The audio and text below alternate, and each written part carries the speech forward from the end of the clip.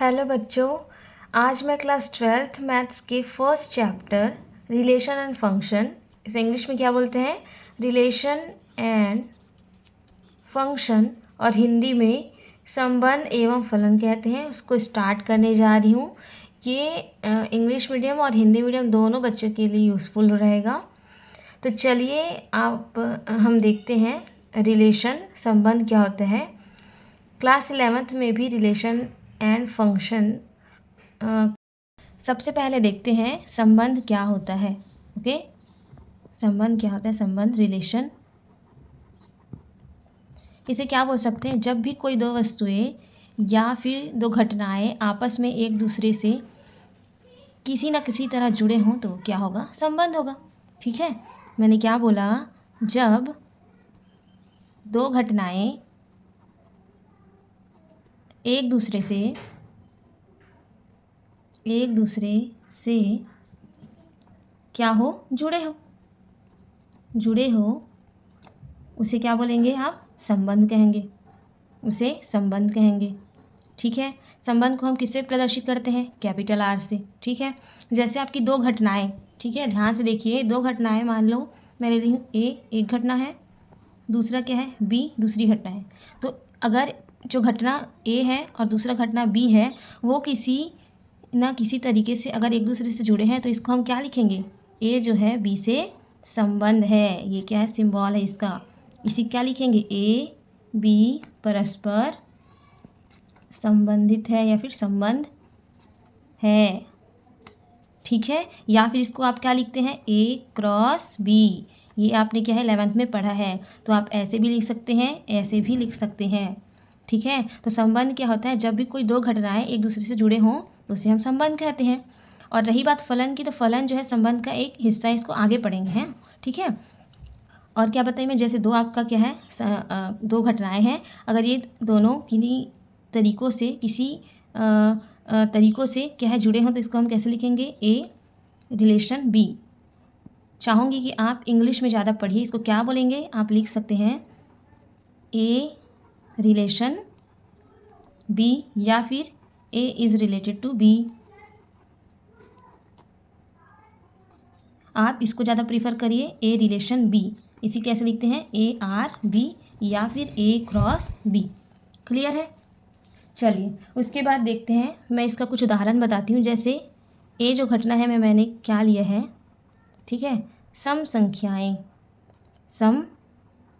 संख्याएं जो क्या है 10 से कम। ठीक, ये क्या है, एक आपका घटना है। ठीक है, तो इसमें क्या क्या आपके अवयव आएंगे, अवयव को क्या बोलते हैं, एलिमेंट्स। तो ए में कौन से एलिमेंट्स आएंगे, 2 4 6 8, ये क्या है आपके सम संख्याएं हैं, इवन नंबर्स है। वैसे दूसरा सेट मैं क्या ले ली, मान लीजिए इसमें मैं ले ली ऐसे नंबर्स, क्या नंबर ले ली मैं, मल्टीपल ऑफ 4, 4 के गुणज, ये कितने, 20 से कम, 20 से कम। ठीक है, ये पहली घटना, ये दूसरी घटना। तो इसमें कौन कौन से एलिमेंट आएंगे, 4 के गुणज मतलब 4 एकम 4, 4 दूनी 8, 4 तिया 12, 4 चंग 16, 4 पंचे 20 नहीं आएगा, 20 से कम लिखी हूँ तो। क्लियर, तो ये हो गया। अब आपके पास दो सेट है ना, ये ए ये वाला और ये बी। क्लियर, अब मैं बोल रही हूँ दोनों में कोई संबंध है।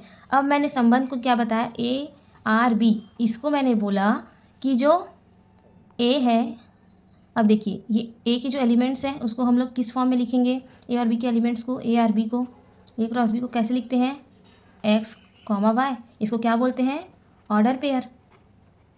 इसमें से एक्स किसके एलिमेंट्स हैं, ए के एलिमेंट्स हैं, और आपके वाई किसके एलिमेंट्स हैं, बी के एलिमेंट्स हैं। ये समझ आता है, X belong to A, Y belongs to B. Clear,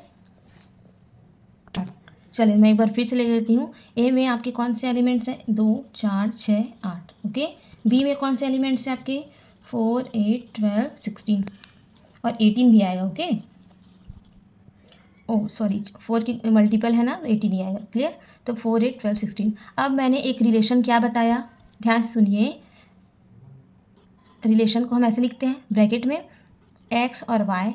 ठीक है, एक्स इसके एलिमेंट है, वाई इसके एलिमेंट है। X Y such that, X Y इस प्रकार है कि एक्स वाई को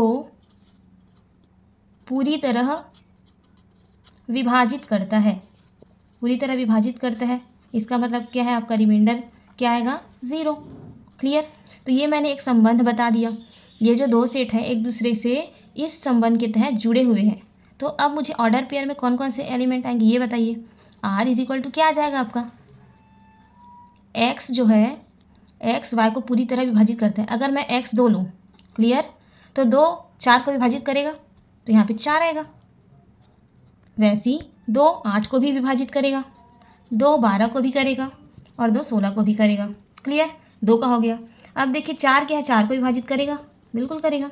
4 8 को भी विभाजित करेगा, 4 12 को विभाजित करेगा और 4 16 को भी विभाजित करेगा। क्लियर। वैसे ही बताइए 6 4 को विभाजित करेगा क्या, नहीं करेगा। 8 को विभाजित करेगा 6, नहीं करेगा। 6 12 को विभाजित करेगा तो 6 12, 6 12 को विभाजित करेगा, एक्स वाई को पूरी तरह विभाजित करता है, ठीक है। 6 16 को विभाजित करेगा क्या, नहीं, तो नहीं आएगा। वैसे देखिए 8 किसको विभाजित करेगा, 16, तो ये क्या हो जाएगा 8 16। तो आपको देखिए आपको ये जो मिला है क्या है, आपके सारे ऑर्डर पेयर्स हैं। तो ये इसका आंसर हो जाएगा और इसी को आप A क्रॉस B भी लिख सकते हैं या ARB भी लिख सकते हैं। तो आपने देखा कि अगर कोई दो घटनाएं हैं किसी संबंध के तहत जुड़े हैं तो उससे हम क्या निकालते हैं, उसके एलिमेंट्स को हम इस तरीके से निकाल सकते हैं। आप इसी तरीके से और भी एग्जाम्पल बना सकते हैं। जैसे मैं बोलूँ कि एक कोई घटना है, ठीक है, जिसमें 2 अवयव है, मान लीजिए 1 2, ठीक, और क्या है दूसरी जो घटना है वो क्या है आपके 2 4 6 है सपोज, ठीक है। अब मैंने आपको एक संबंध क्या बोल दिया, आपके जो अवयव है एक्स वाई इस प्रकार से हैं कि एक्स वाई का गुणनखंड है। क्लियर। तो इसमें कौन कौन से एलिमेंट आएंगे, x जो है y का गुणनखंड होना चाहिए। तो ये बताइए एक जो है सबका गुणनखंड होता है कि नहीं होता, होता है, फैक्टर होता है, गुणनखंड मतलब फैक्टर। तो एक तो सब में आएगा, एक जो है इसमें 2 के साथ भी आएगा, एक का 4 के साथ भी आएगा, एक का 6 के साथ भी आएगा, ठीक है। अब बताइए 2 जो है 2 का गुणनखंड है, फैक्टर है कि नहीं है, 2 4 का है कि नहीं है, और 2 जो है 6 का भी क्या है गुणनखंड है। तो इस तरीके से आपके एलिमेंट निकले हैं। ये आपका क्या है A क्रॉस B है और कौन सा संबंध है आपका, ये वाला कि x जो है y का गुणनखंड है। तो इस तरीके से इसको निकालते हैं। आगे का जो भी आपका कॉन्सेप्ट है उसको मैं नेक्स्ट वीडियो में बनाऊँगी। आप इससे रिलेटेड अगर कुछ भी डाउट है तो कमेंट बॉक्स में कमेंट कर सकते हैं। साथ ही मैं ये जो मैं लिखी हूँ नोट्स बनाई उसको मैं पोस्ट में अपलोड कर दूँगी और कुछ भी डाउट होता है तो आप पूछ सकते हैं। नेक्स्ट पार्ट हम नेक्स्ट वीडियो में देखेंगे। ओके।